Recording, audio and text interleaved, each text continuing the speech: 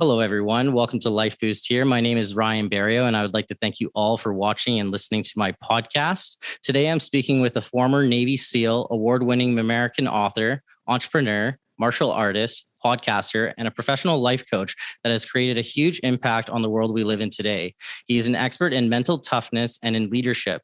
This individual served in the military for over 20 years, where he oversaw various missions, leading and training his team in 45 different countries throughout Asia and the Middle East. He graduated from the Basic Underwater Demolition SEAL training as the Honor Man, which is ranked #1 in his graduating class, which then led to his career as a Navy SEAL and developed the SEALFIT and Unbeatable Mind training systems to provide the physical, mental, and emotional tools that allow 90% of his trainees to lead and succeed in the most demanding training in the world and also in combat. His leadership of teams was so effective that the government tasked him with creating a nationwide mentoring program for SEAL trainees. He retired at the rank of commander in 2011. Altering retiring, he focused on his family and to bring unique training perspectives on developing mentally tough and more aware leaders and teams to the military and first responders.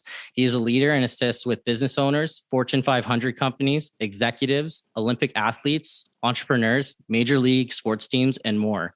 He has a BS in economics. He has a master's of business administration at the New York University. He also has multiple black belts in pseudo karate, Goju Ryo karate, where he studied this discipline for over 30 years. He's been in this element for quite some time and also specializes with scars hand-to-hand combat and also a certified Ashtanga yoga teacher. He has created and impacted the world to the millions around him. It is my honor and privilege to introduce Mark Devine. Welcome to my show, and thank you for coming. Thanks, Ryan. That was a heck of an intro. Wow.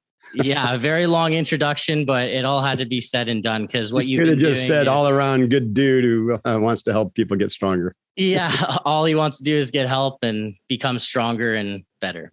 Yeah. Right. And after when you graduated your master's in business administration in 1989, what made you want to become a Navy SEAL? What was... it's interesting. I didn't even really know what the SEALs were. I probably had heard of it, but certainly wasn't something I was pursuing. I wasn't looking at the military at all. I was kind of following the drumbeat of my family, which was pretty much of everyone else that I was working with or went to school with, which was to go down to, go into the corporate world, go make a lot of money and, get an advanced degree, an MBA or something like that. So I ended up with a job where I got my MBA and CPA. They didn't pay for the MBA, but there was kind of like a sponsored work study program.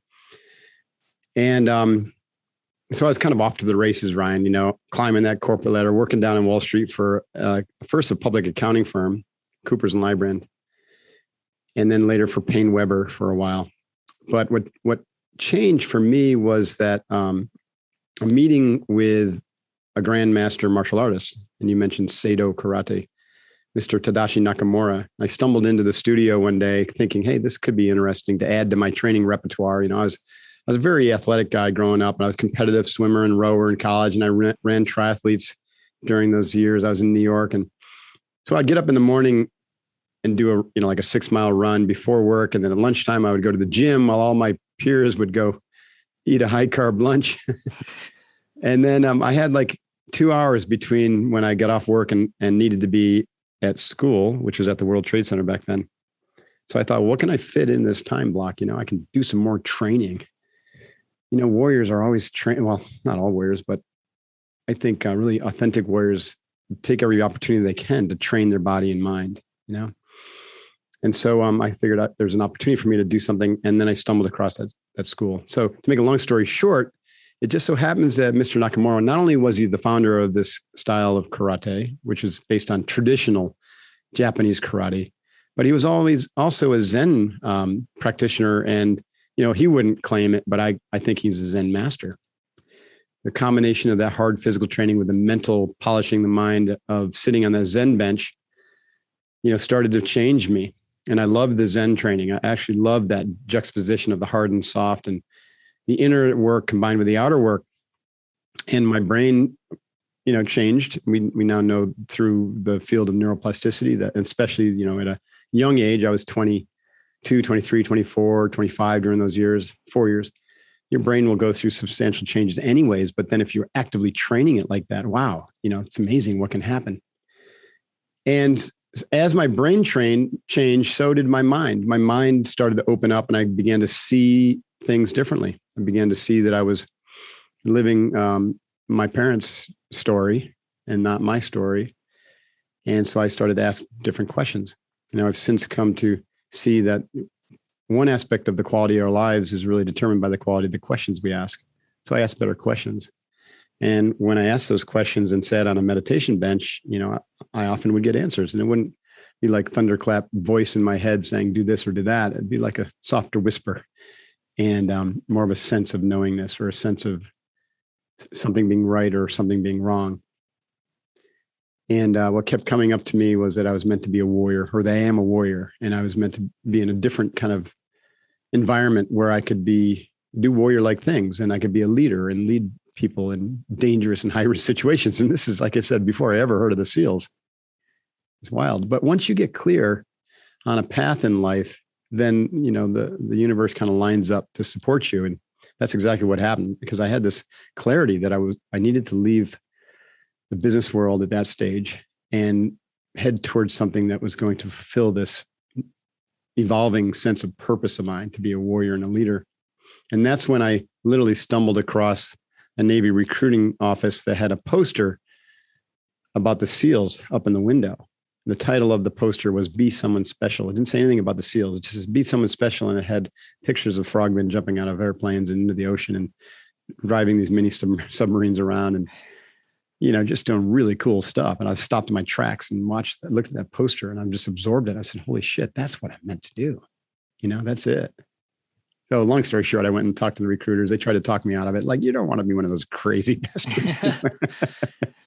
This is 1987 or 88, Ryan. There wasn't a whole lot of information about the SEALs. It was pretty secret. The organization was really small at the time, like, 800 people ish.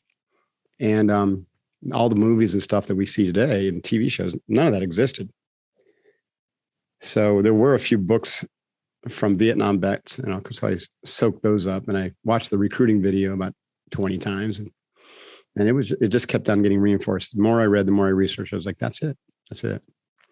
Anyways, I could keep going on and on, but so I left in 1989. I got my MBA, CPA. I got my first degree black belt, all in the month of November. And in December, I was on a bus to officer candidate school, and I turned my back on it all.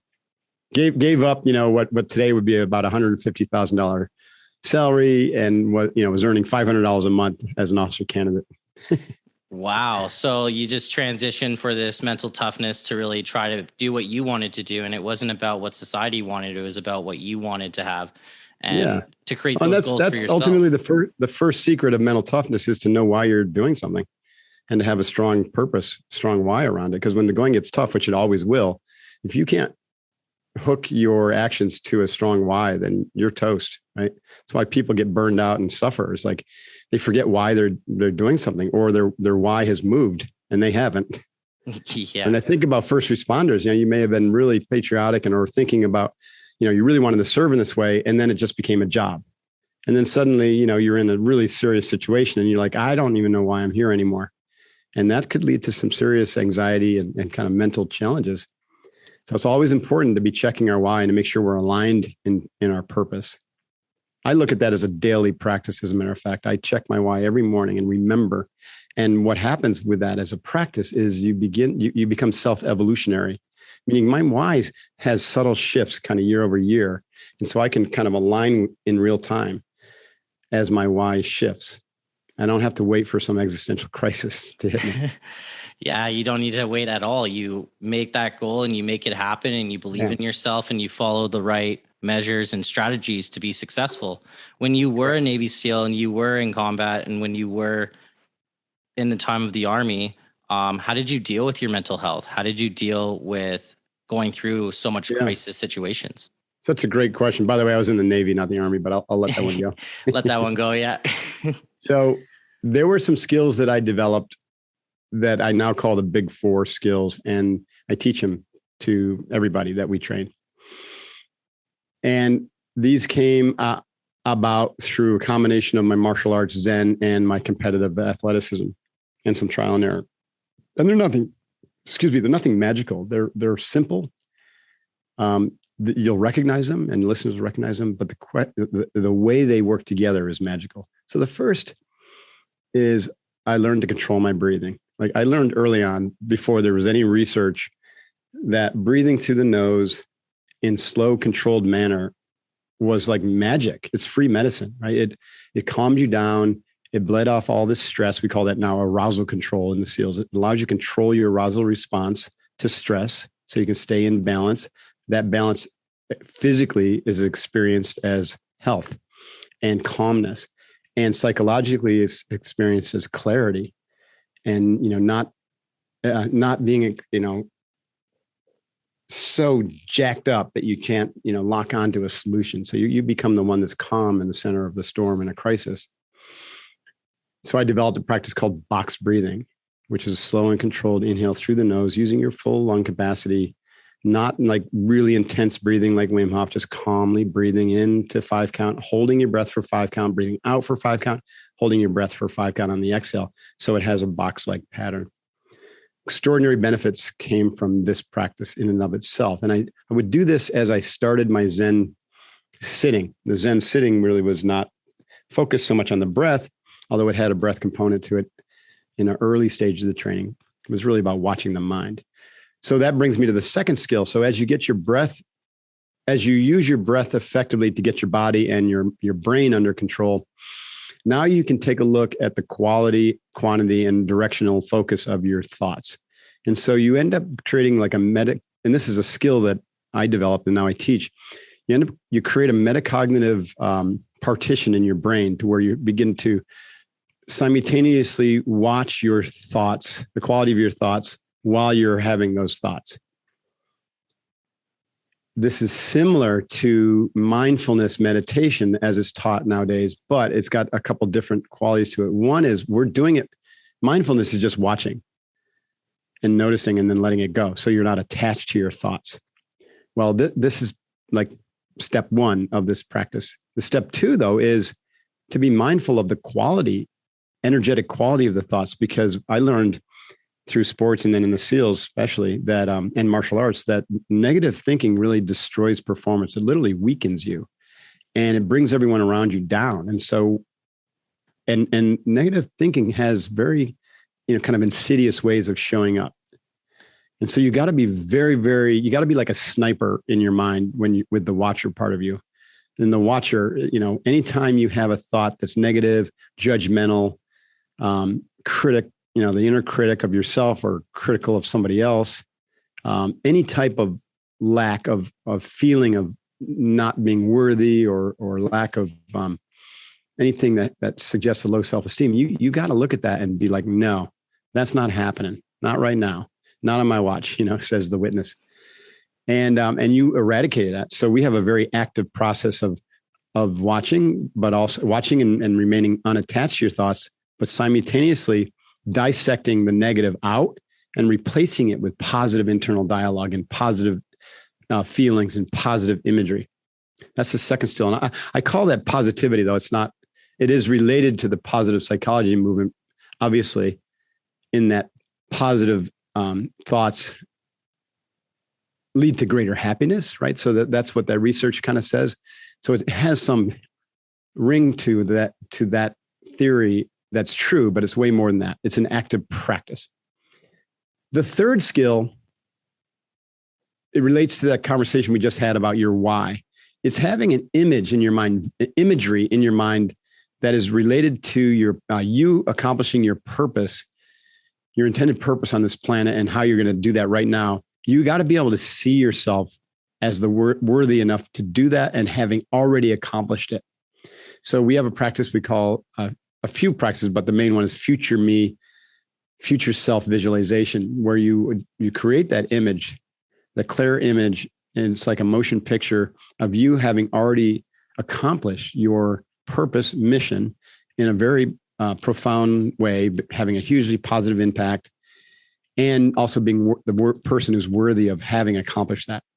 So what this does, Ryan, is create a memory in your psyche of an event that is yet to happen. But the more you practice it, the more you come back and the more you visit it, the more energy you give to it, and the more likely it is to happen.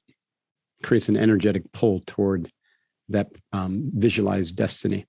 So that's the third skill. And I just call that visualization, but it's very nuanced, as you can tell the way I described it.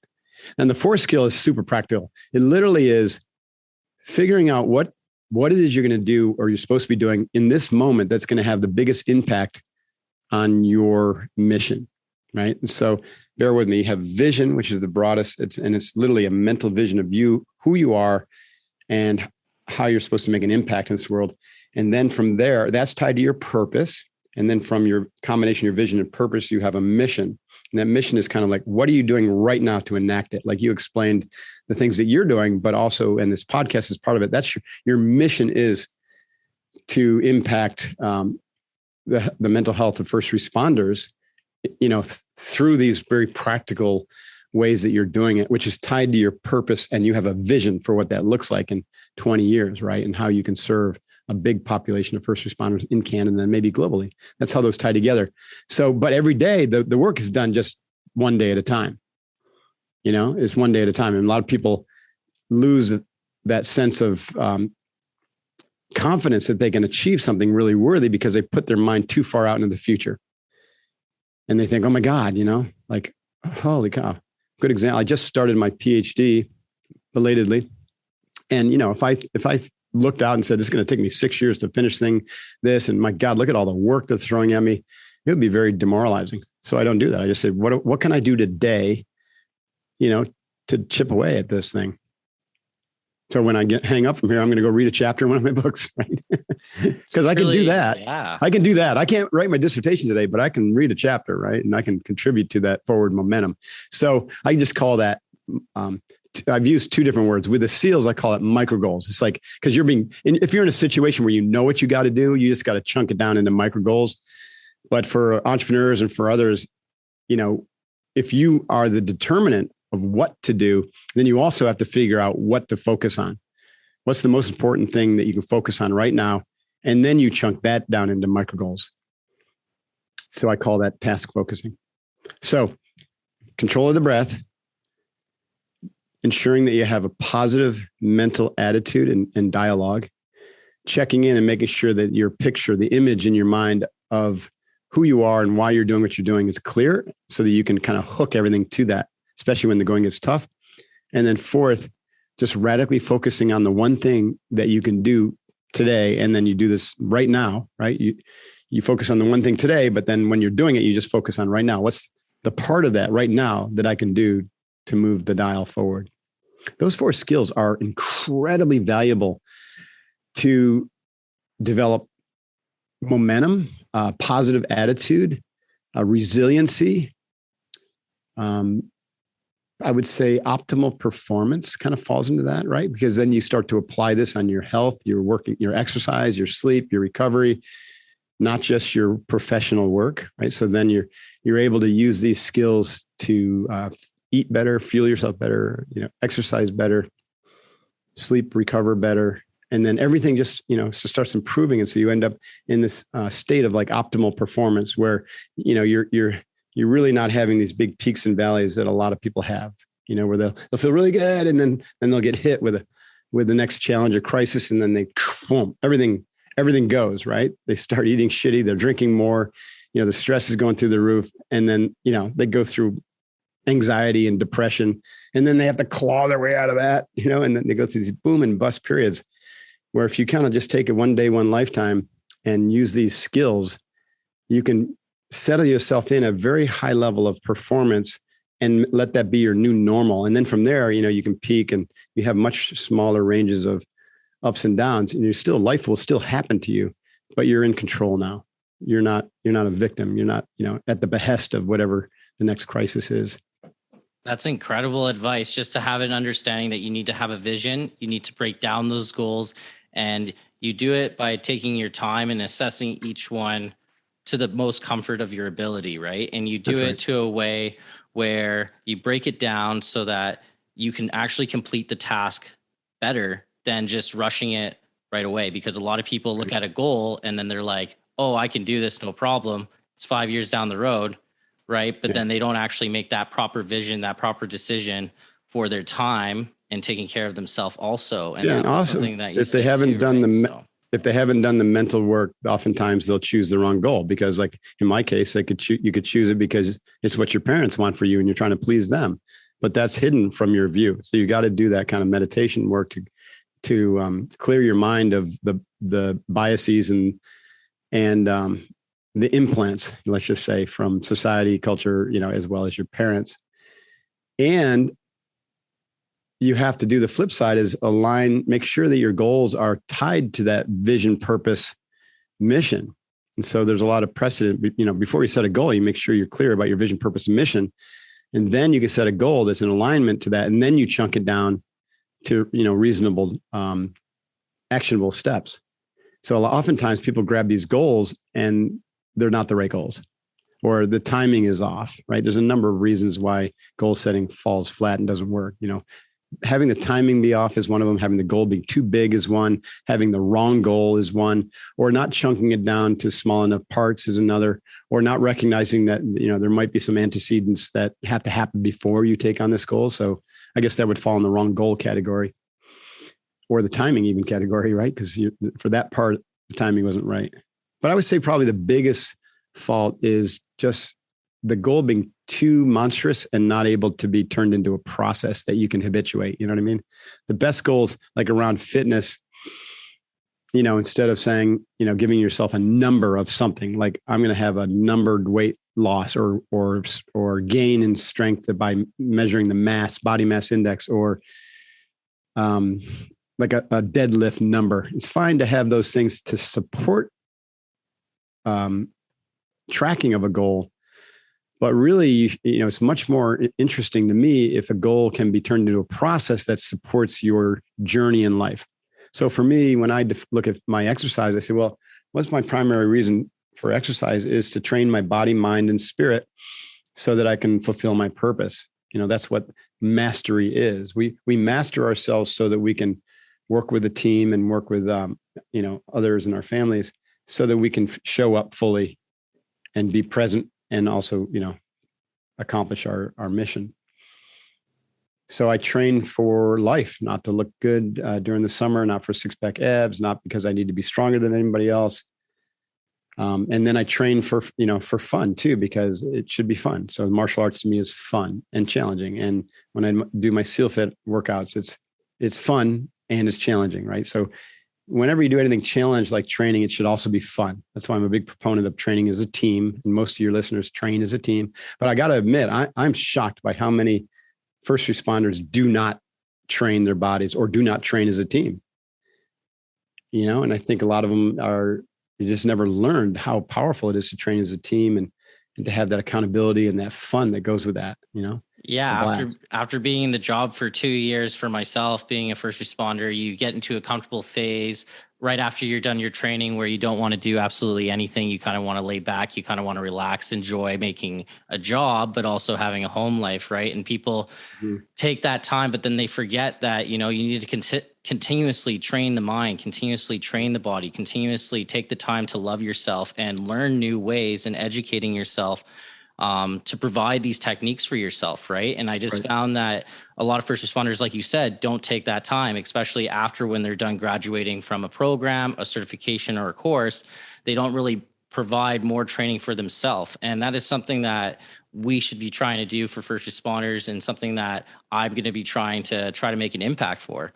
And it's good that you're saying all these things, because it's the facts. It's the truth, right? You can't be good at something when you only do it once. It takes hours, time, and experience to really be a master in your craft. And it's great to hear your ideas and your visions and having a good understanding as to what first responders need to do for their mental health, right? Yeah, furthermore, I agree with everything you said. The quickest way to mental health is through the body, right? There is no separation between mind and body. And so if you're suffering mentally, then start making your body feel better through exercise, through nutrition, through sleep. That's a huge one for the SEALs. Like sleep, you got to sleep, 7 to 8 hours a night, or else you will have degradation of your mental health. It's just a fact.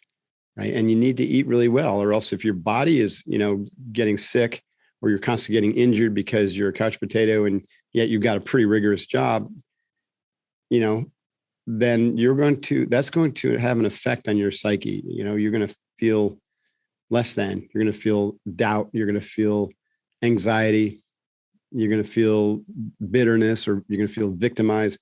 And all that is this negative energy. That's that fear wolf that I talk about in Unbeatable Mind, my book. It's like the fear wolf's nipping at you. The fear wolf's in your head and is saying, I can't, or I'm not good enough, or I'm broken again, or, I didn't sleep well again last night. And that just starts to chip away at your optimism, your positive, mindset.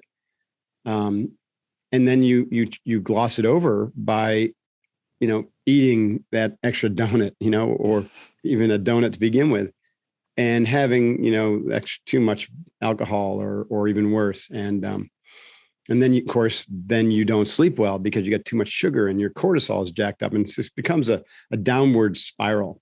So the way to get back to mental health is to first get back to physical health. It's the fastest way. And I think a problem like we see in our veteran community is the VA and even some psychologists, they give them, antidepressants, they get them hooked on antidepressants, and then they lose all motivation to work out. You know what I mean? And then that locks them in a pretty sad state of affairs, because that antidepressant makes them feel numb. It might intervene enough to, keep them from doing something damaging to themselves or others, which is good. But if they don't get off it, if they don't have a plan to titrate off of it as quickly as possible and use healthy measures like fitness and nutrition and sleep and recovery and, a social network of really positive people supporting you and a purpose and, a team, wow, you just kind of get stuck like a zombie going through life. And over the long term, that's just as depressing as, the feelings you had that caused you to initially go to the psychologist. Yeah. And really using pharmaceuticals is like a bridge stone towards your success, but it's not your full success. It's good in some terms. You should have a goal to get off that as soon as possible. Yes, most definitely. Because if you are able to get off the medication, you're able to do everything yourself mentally, because you are able to do this for yourself. You are able to accomplish these goals and tasks. It is very manageable, and there's so many resources out there that can really help you be successful. What inspired you to create Cocoro Yoga, and how did that inspire you to make it? When I launched SEALFIT back in 2007, I had this vision of like creating an American Shaolin monastery type training organization. And I called that the SEALFIT Academy. And so I did. And I had a training center in Encinitas, California, and I would have warriors come live at the training center for 30 days at a time. And, I was the chief content creator, came up with all the training, led a lot of the training. But then I had, brought in over time a number of coaches that I certified, and that became, a whole thing. And out of that, fascinatingly enough, came 3 books, because I had to develop all the physical training, and I didn't want to just use CrossFit or someone else's program. Like I knew what these warriors needed. They needed to prepare for combat, not for their pipeline training. And I knew I had enough experience with my own training in integrating different things that I learned from the various martial arts, yoga and strength training, and like high intensity training like CrossFit, that I built this really innovative training called SEALFIT Operator Workouts, or OPWADs. And I had a publisher come and say, hey, would you write a book about this? And so I wrote a book, 8 Weeks to SEALFIT, which described my training philosophy that I developed for these academies. And that was a New York Times bestseller. And because I told stories in the book, right? It was really cool. It wasn't just a fitness program. It was different stories about all, how to be mentally tough and how to fuel your body and how to train certain ways and why and stuff like that. So it was fun. Well, then the recovery program. So I had to spend a lot of time, we trained like 14 to 16 hours a day, and sometimes around the clock for 30 days. They had one day off. And I was training them, obviously the physical strength or the physical fitness stuff that I just mentioned, plus an entire curriculum I developed for mental toughness and leadership I called Unbeatable Mind. And then I also taught them a lot of stretching and recovery that I really had learned through yoga. And I was, like you said in your intro, I was certified in Ashtanga yoga, plus also had a 500-hour certification with something called American Vini yoga. And I did yoga when I was in combat in 2004, and it helped save my mind. It's awesome. So I wanted to integrate these things into this training. And so I developed a program called Cocoro yoga. I chose that originally, I called it warrior yoga, but it turns out that someone had a trademark for the term warrior yoga and he wouldn't license it to me. So I was already thinking about this, using the term Cocoro for our 50-hour SEALFIT simulation. And I ended up using a term for that.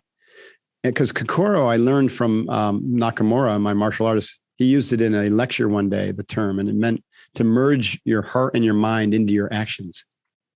It also could be translated as warrior spirit and also whole mind. So like every one of those was just like an example of what I was trying to develop with Cocoro yoga. It was like a warrior's yoga to integrate body, mind, and spirit, to merge your heart and your mind into your actions. And it was a perfect complement to the hard-hitting fitness regimen of 8 weeks to SEALFIT. So that became a book also by the same publisher. He said, "Hey, would you write a book about that aspect of your training?" And I said, "Sure." And then all the mental training and leadership training, I ended up having some civilians come to me and say, "Hey, Mark, we love what you're doing, but I can't really afford to take 30 days of my life." So I did two things. Can you offer some of this online, and can you shorten the program or offer a shorter program? So I said, I thought about that, and I ended up doing just that. I ended up creating a week-long version of the SEALFIT Academy called the Comprehensive Academy. And I built a year-long online program called Unbeatable Mind. And I wrote a book called Unbeatable Mind. And I self-published that one. And so that was an intensely creative period. So starting with those 30-day academies, I ran them for like 3 years before I pretty much burned out myself. I was like, this isn't sustainable. I can't just keep doing this,